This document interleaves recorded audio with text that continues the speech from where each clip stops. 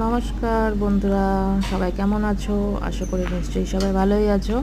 আচ্ছা, কে কে মাছ কাটতে পারো আর কার কার মাছ কাটতে পছন্দ অবশ্যই একটু কমেন্ট করে জানিও।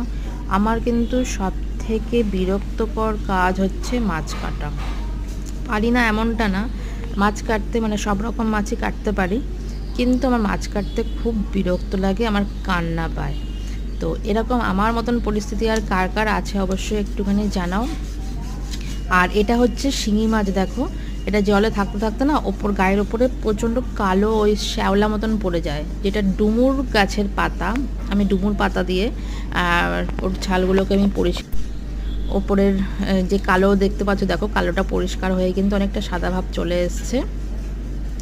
এটা পরিষ্কার করলে কিন্তু কি খাওয়ার সময় ছালটাকে ফেলতে হয় না, নাহলে অনেক সময় কি হয় খাওয়ার সময় ছালটা ফেলে দিতে হয় বা ফেলে দেয়। অ্যাকচুয়ালি আমি শিঙি মাছ খাই না, না খাওয়ারও একটা কারণ আছে, তো আমি কাউকে এই কারণটা আমি জানাবো না। হয়তো আমার কথা শুনে হয়তো আরও 5জন খাওয়া বন্ধ করে দেবে, তো সেরকম কিছু আমি চাই না যে আমার জন্য আরও 5জন মাছটা খাওয়া বন্ধ করে দিক। যাই হোক, এটা একটা লম্বা একটা কাহিনী আছে, এটা না হয় অন্য কোনো সময় শোনাবো। বাট আমি কিন্তু এই মাছটা একদম খেতে পছন্দ করি না, কিন্তু রান্না করে দিই। আমি খাবো না বলে আমি খাবো না বলে কি অন্যজন খাবে না, এটা তো আর হয় না।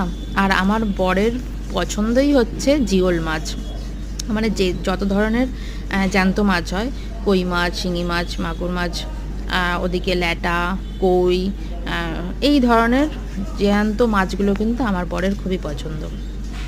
তো সেই কারণে এই জ্যান্ত মাছগুলোই আমার বাড়িতে বেশি আসে।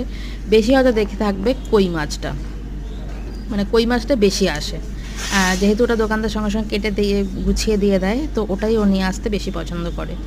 তো যাই হোক, এটা দেখো আমি পরিষ্কার করছি, শুধুমাত্র এই উপরে ছালটাই ছাড়াচ্ছি আমি, কাটাটা হয়তো আমি দেখা করতে পারবো না। চলো